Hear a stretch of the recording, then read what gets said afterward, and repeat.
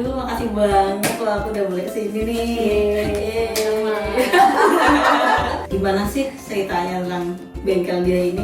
Sebenarnya bengkel dia ini dulu diinisiasi sebenarnya dari studio milik pribadi kan. Jadi sebenarnya mulai ada studio itu tahun 2014 waktu masih kuliah. Sebenarnya penamaan dari bengkel dia itu baru mulai ada tahun 2016 sebenarnya. Nah sebenarnya si bengkel dia sendiri ini dulunya dibuat untuk berkarya seni aja gitu secara pribadi. Tapi pada saat tahun 2016 setelah lulus dari S1 itu mulai ngelihat adik-adik kelas atau apa yang tidak punya wadah untuk misalnya membakar, karena di keramik sendiri kan memang butuh alat seperti tungku yang harganya juga nggak murah kan. Jadi mau memberikan wadah untuk mereka atau mereka yang siapa aja yang mau belajar untuk bisa belajar di bengkel dia gitu. Sebenarnya kalau dari bengkel dia sendiri itu khusus studio saya sendiri. Tapi akhirnya kan di tahun 2016 atau 2017 itu kita mulai buat produk, salah satunya jewelry, dan melakukan kayak beberapa project kayak workshop kayak gitu. Jadinya ada teman saya yang ngebantu gitu. Ada dua perspektif gitu loh. Jadi kalau misalnya yang karya seni itu adalah milik pribadi atas nama sendiri, tapi kalau bengkel dia itu adalah pekerjaan dari saya dan teman saya gitu. Karya yang ini itu sebenarnya dari basic saya itu dulunya adalah suka belajar kimia. Jadi lebih banyak mengolah tentang material. Dari material itu kalau misalnya di seni rupa kan harus divisualisasikan. Jadi harus mencari bentuk apa nih yang saya mungkin kagumi atau saya suka gitu. Nah salah satu bentuknya itu yang selalu saya angkat adalah benda-benda atau hewan mikroskopis yang bisa dilihat dari mikroskop gitu. Terus akhirnya itu divisualisasikan dengan cara diperbesar gitu dan digabung-gabungkan aja gitu dengan bentuk-bentuk yang lain. Nah salah satunya ini.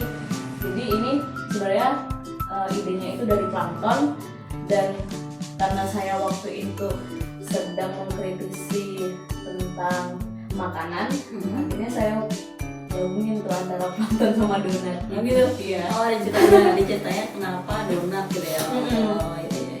Yang menginspirasi, gak tahu ya siapa kalau contohnya, tapi kalau seniman yang disukain itu ada orang Korea namanya Myung Nakan. Saya kan sebenarnya nggak terlalu tahu seni dulu, jadi nyemplung gitu aja gitu di seni. Tapi malah yang banyak menginspirasi itu adalah pemikiran bahwa antara sains sama seni itu sebenarnya nggak jauh, dan itu sangat memungkinkan untuk digabungkan dan diceritakan kayak gitu. Kesulitannya paling di keramik itu kan banyak sesuatu yang nggak bisa diprediksi ya, unpredictable kayak gitu. Jadi kayak misalnya pada saat membentuk kita bisa aja membuat bentuk-bentuk kayak gini atau apapun lah bentuknya itu bisa aja terjadi. Tapi pada saat itu dibakar di dalam tungku itu kayak kita nggak bisa kontrol gitu. Ada alam gitu yang bekerja di dalam itu. Walaupun mungkin kita bisa kontrol suhu di mana apinya, tapi apa yang ada di dalam itu nggak pernah tahu kalau si keramik itu bakal pecah atau warnanya itu bakalan hilang atau gimana. Itu sih yang membuat sulit.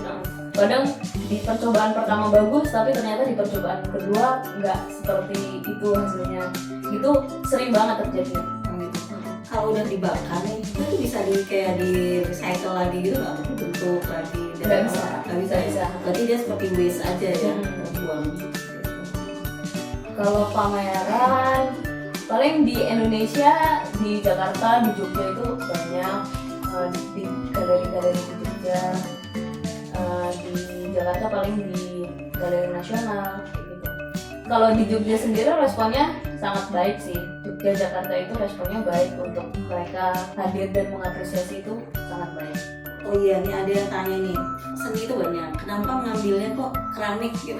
Kenapa tertarik di keramik? Dasarnya kan itu tadi, waktu SMA itu saya suka banget sama pelajaran kimia. Waktu saya masuk seni, masuk kria dan saya nggak tahu apa-apa, waktu itu saya menemukan memang ada laboratorium di gedung keramik yang semuanya itu bahan kimia, dan saya sebenarnya penasaran dengan itu yang menjadi dasar sih sebenarnya, sampai akhirnya berpikir untuk oh ternyata di seni itu ada juga kok pelajaran kimia terapan yang mungkin nggak banyak anak keramik yang tertarik atau apa ya, kayak mendalami itu gitu. Tapi dari sejak itu saya suka banget untuk apa ya, mendalami atau menggabungkan akhirnya bagaimana kimia itu bekerja di dalam seni gitu. Seni dan bisnis nih ya. Kan kadang kita juga ada godaan nih mau bisnis, ada seninya tapi juga kita juga pengen jalan bisnis gitu. Tipsnya apa bisa konsisten gitu? Untuk saya yang sering tergoda juga dengan duniawi, saya itu nganggap bahwa seni itu adalah bagian dari kegiatan yang mungkin jadi hal yang tidak bisa dihilangkan. Jadi motivasinya ya untuk diri sendiri aja semua ini dibuat kayak gitu. Karena kalau misalnya diputar lagi atau dilihat lagi untuk keramik itu kan sulit ya, maksudnya materialnya juga sulit, produksinya juga sulit, menjualnya pun sulit ya gitu. Itu jadi banyak banget godaannya di situ. Tapi yang anggap aja semua yang dibuat itu untuk diri sendiri gitu. Ini dengar lagi nulis buku. Ya. Buku apa sih? Gitu. Boleh bocorannya gitu. Jadi lagi ada proyek nulis 7 buku. 5 buku itu tentang keramik, 2 bukunya itu tentang desain dan kreat. Yang 5 buku ini memang banyak hal yang di keramik itu kan sebenarnya banyak tacit knowledge-nya. Jadi ada hal-hal pengetahuan yang sebenarnya itu dimiliki oleh pengrajin, tapi pengrajin itu tidak punya kemampuan untuk menuliskannya kan, untuk memberitahukan itu pengetahuan itu kepada orang lain. Nah, saya mungkin bisa dibilang sebagai penengah lah untuk menuliskan si pengetahuan yang belum diketahui tadi oleh orang banyak, tacit knowledge ini tadi, untuk dituliskan dan bisa berbagi dengan ya itu bisa jadi literasi juga untuk orang lain.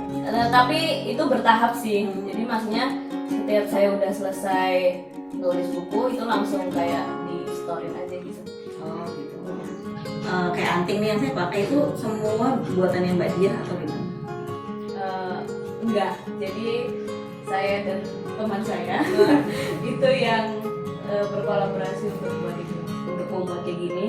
Ini ada tanda tangannya saya sendiri. Nah, tapi kalau produknya dari bengkel dia itu adalah hasil kolaborasi dari 2 orang.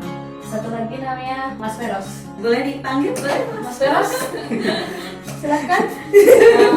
Oke, sore Mas.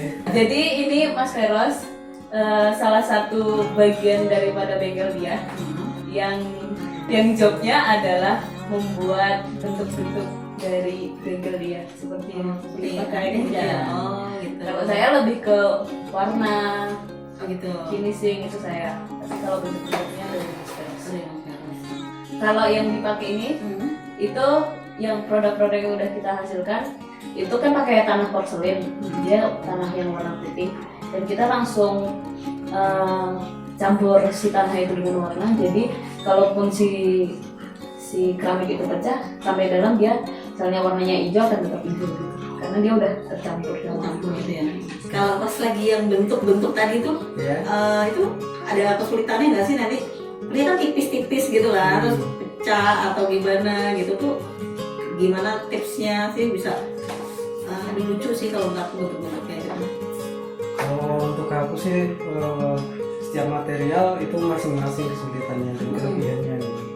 Misal katakan porselen gitu ya, saat dibentuk itu kadang ada yang retak atau pecah gitu, dia apa ya, agak kurang getas gitu, kurang plastis ya.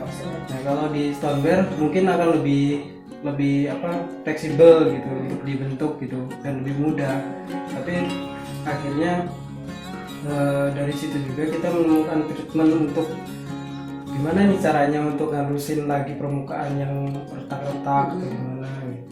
Ya, karena bengkel dia sendiri kan sekarang justru eksperimen dengan banyak tanah. Jadi setiap klasifikasi tanah kayak dari yang low sampai yang high itu kita coba semua. Dari tanah itu klasifikasinya punya karakteristik sendiri-sendiri. Jadi sekarang kita malah justru mau mengangkat si jewelry dari bengkel gini itu dari karakteristik materialnya sendiri, dari jenis tanahnya. Iya. Kalau tanahnya itu Mbak Dia dapat dari mana Mbak? Biasanya ada suppliernya, mereka ngambil dari gunung gitu, jadi kita tinggal beli aja. Harapannya untuk bengkel dia, semoga bengkel dia semakin bisa besar dan semakin bisa mengisi ranah-ranah atau banyak customernya yang mau mengoleksi dari bengkel dia. Nah, bengkel dia kan juga ada di Omong Pak Karti nih. Oh iya. Ya, menurut saya progresnya luar biasa.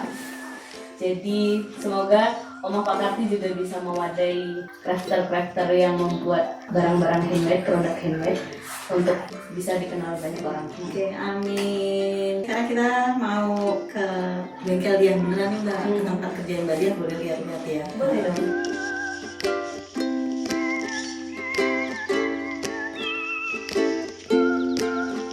Jadi di bengkel dia, di sini untuk tempat pembentukan. Oh, Mas Feros di Iya, sini. yang kerjain Mas Feros. Ini jadi lagi eksperimen pakai, kalau yang sebelumnya kan pakai tanah porselen. Nah ini pakai tanah, yang ini pakai tanah stoneware. Jadi beda itu tanah. Bedanya apa? Tanah stoneware sama tanah earthenware. Ini stoneware, ini earthenware. Dari warnanya udah beda. Yang ini lebih putih. Nanti hasil dari pembakarannya lebih putih lagi. Kalau ini earthenware yang biasanya dapatnya di rawa atau di sawah. Nah ini unsur organiknya lebih tinggi, jadinya warnanya gelap dan ini teksturnya tuh lebih kasar gitu. Lebih mudah yang mana bikinnya buatnya? Kalau untuk ngebentuk lebih mudah yang stoneware ya. Stoneware lebih mudah. Kalau porselen itu lebih sulit sekali. Nanti kalau habis dari udah selesai dibentuk, terus kita prosesnya apa lagi Mas? Dijelasin dulu. Diwarnain dulu. Diwarnain. Ya kalau mewarnain bagiannya saya. Nah kalau mewarnain itu di sini. Jadi kayak misalnya ini kan yang mentah ini masih kayak gini, masih warnanya putih, warna tanah kan. Nah terus nanti setelah ini kering atau nggak kering juga nggak apa-apa sebenarnya, terus nanti langsung diwarnain. Nah ini warnanya ini nyampur sendiri pakai pigmen itu ada stain khusus pewarna untuk keramik yang saya campur sama tanah liat. Jadi karena si pewarna ini kan nggak bisa berdiri sendiri dia. Kalau misalnya dibakar dia nggak akan matang, jadi harus dicampur sama tanah liat gitu. Nanti setelah diwarnain seperti ini ya Mbak jadinya. Iya. Setelah ini diwarnain kayak gini, nanti di oven dulu sekitar 100 sampai 200 derajat. Setelah itu kita glasir pakai glasir transparan, disemprot lagi. Oh biar dilapis lagi biar menggelap itu ya. Oke, berarti udah setelah itu siap dipakai. Masih dipasang masih- besi dulu, Oh, masih pasang dirangkai besi. dulu ya. Nah itu udah selesai, bisa dipakai.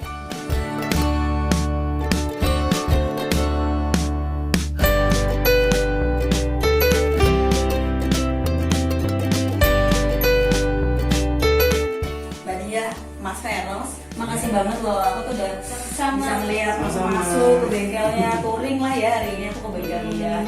Semoga lancar semuanya. Ibunya juga Mbak Dia. Banyak. Jadi aku pamit nih, udah banyak banget hari ini. Oke, terima kasih banyak. Sampai Sama-sama ketemu Tante. ya.